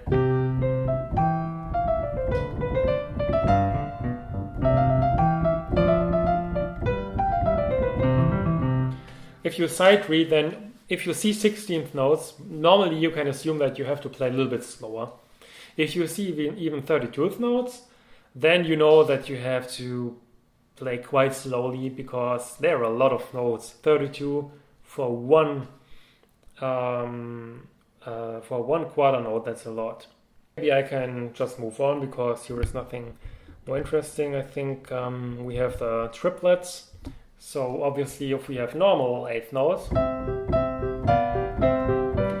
triplets make, and then from get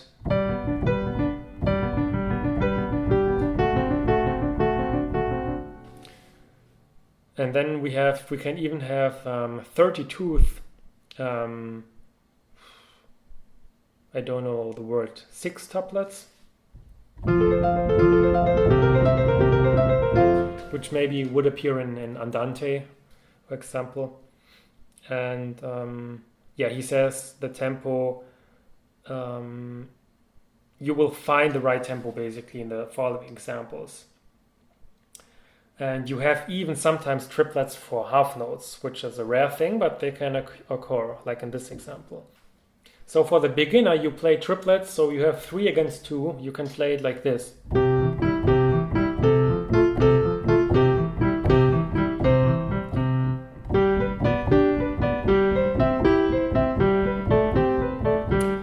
But the right way of doing it, or the mathematically correct way, would be...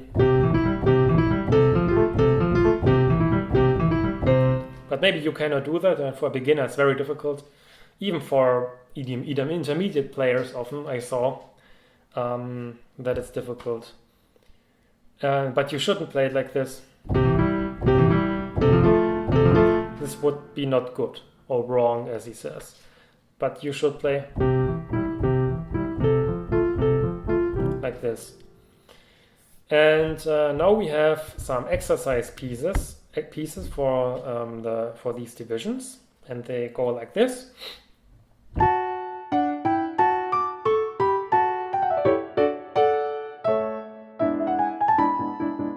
This was a bit too quick.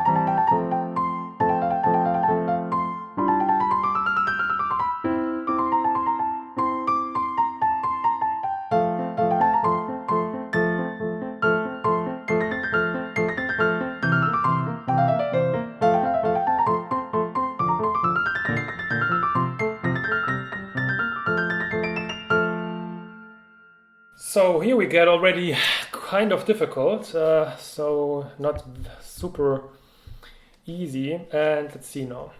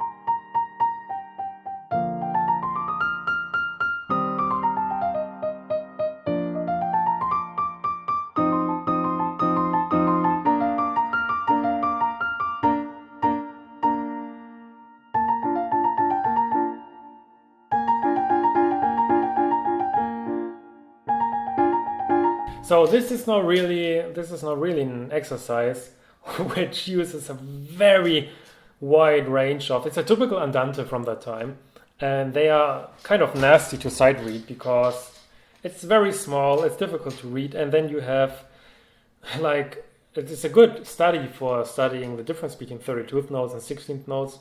So let's see now.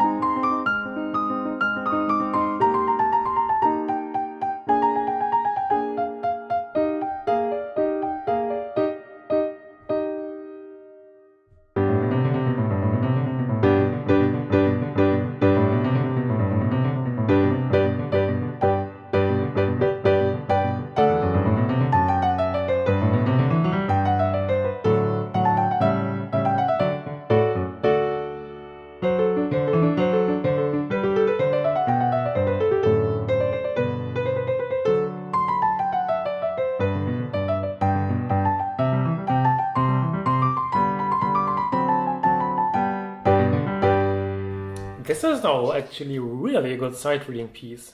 It's not easy at all to play because you have a lot of different rhythms, like, and purposely just a lot of rhythmic dynamics here. And this was actually also the last exercise here. And now we have the dots, which extend the note by half of it. So, for example, the half note with a dot is a half plus a quarter note, because a quarter is a half of a half. So, funktioniert da unten. Yeah, so we have those notes, and we have sometimes two dots where you add the half of the half again. So you have, for example, half note and then two dots gives you also the eighth note. Sorry, the eighth note. I'm right. Yeah, the eighth note also. Or not.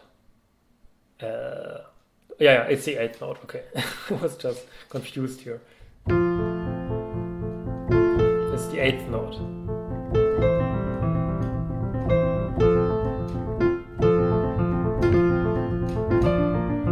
And so on. Like, this is pretty clear how this is to be understood.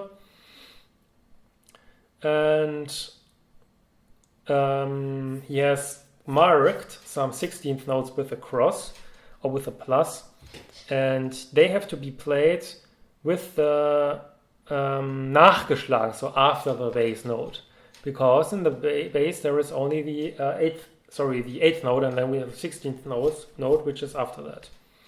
And then we have more examples here, and we have now this example for dotted notes. Allegro assai.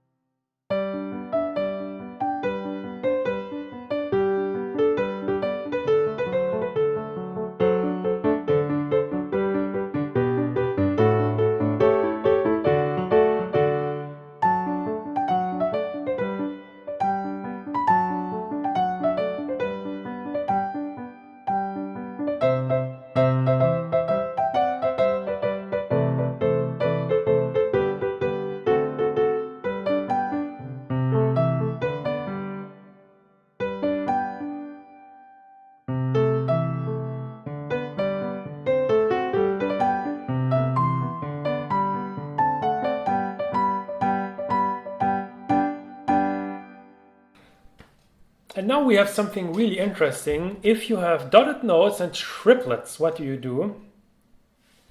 He actually says you play the dotted note after the triplet, which is interesting because I learned it that you have to play them at the both time.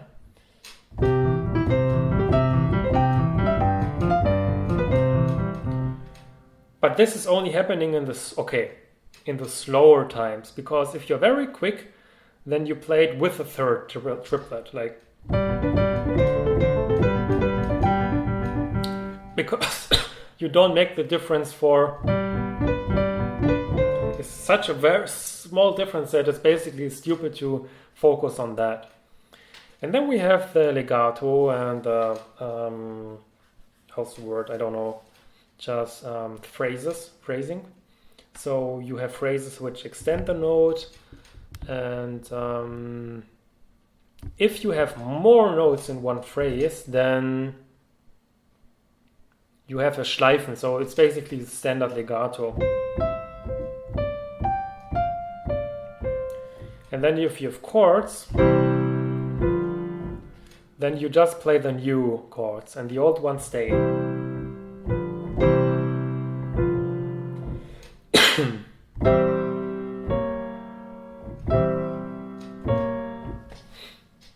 And this is not very interesting. I didn't know this. If you have a chord and then you play the same chord in a new in the new Lage, I don't know the word, like you have when you turn around the chord, you put the C one octave up, you have to play all notes again, against all other rules.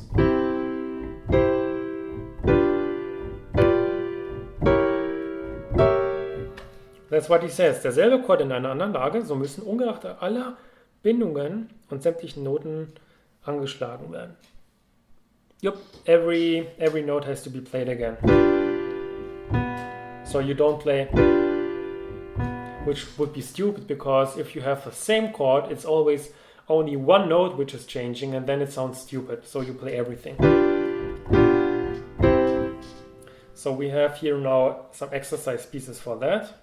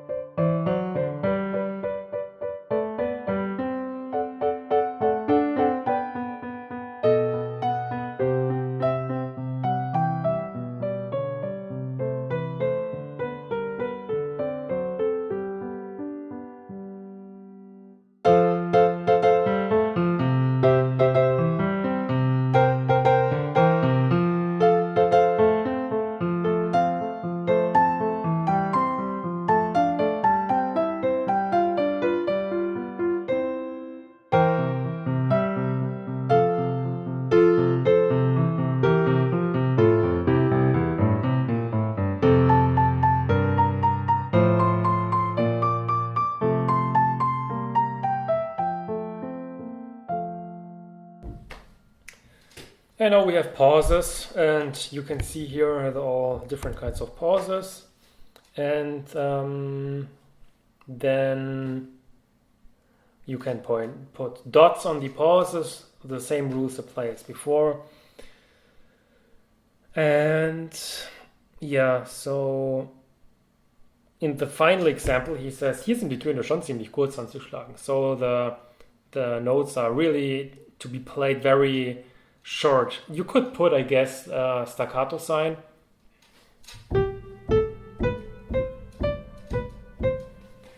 And so he says also in the example D above, in the other half of the little segment, you're not allowed to hear another tone.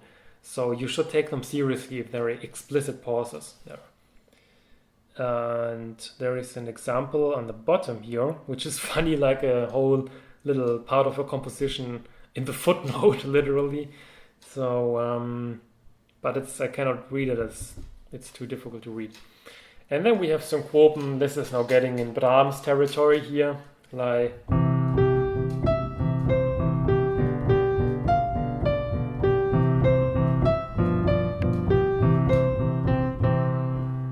if you have triplets, then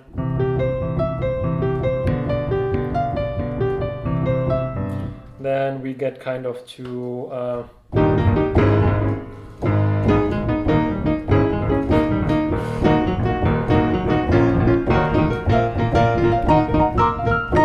I don't know how this Opus 116 goes by heart, but again, it's kind of like plants. And then we have with some kopierte Noten the same example.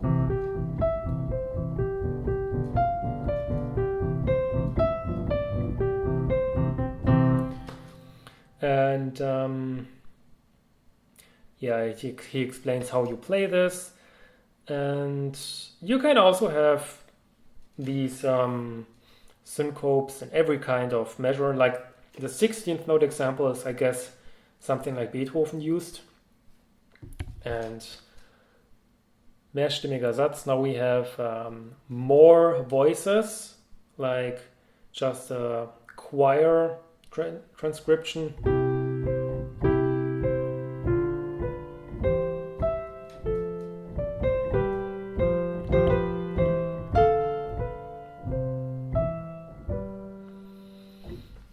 And yeah, so this is clear. You have 3 voices here, and you have 2 voices in the right hand, and you have to play, of course, both in such a way like they're written in one line, and you recognize these vocal things when you have the one voice with pointing down with the line and the other voice pointing up. And yeah, so let's go on to we have sometimes a melody and an accompaniment in the same hand.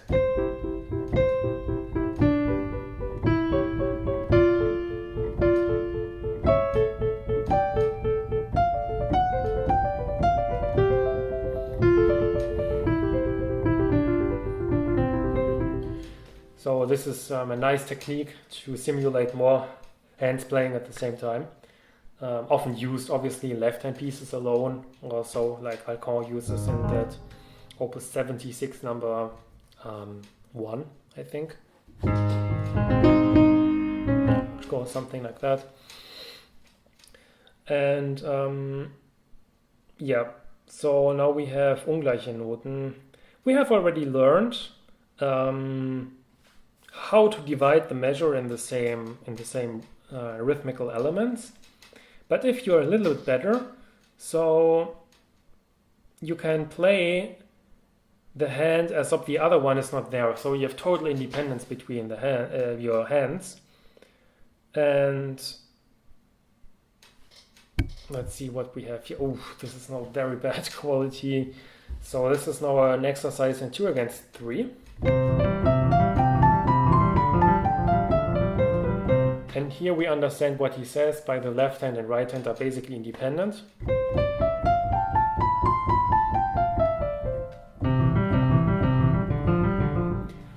And then we have even 3 against 4. So he says you have to practice this a lot, the following exercises.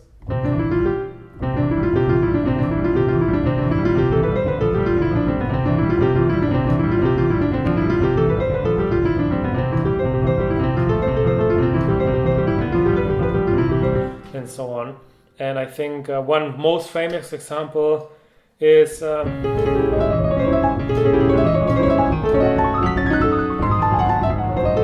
so on, like the Chopin Fantasie Impromptu. But this is a lot of pieces use this 3 against 4, and you have the following. You can help yourself by using this.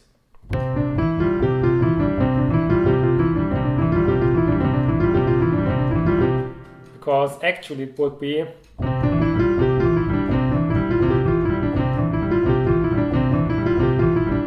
but you can do like this Latin rhythm in the left hand a little bit to help. And he says, which is true, this is a lot more difficult to play slow instead of playing it quickly, because if you play it quickly, people don't notice it so much. Our ear has not so good distinction. But if you play it very slowly, then you have to really know when to place the things. And now we have an example here.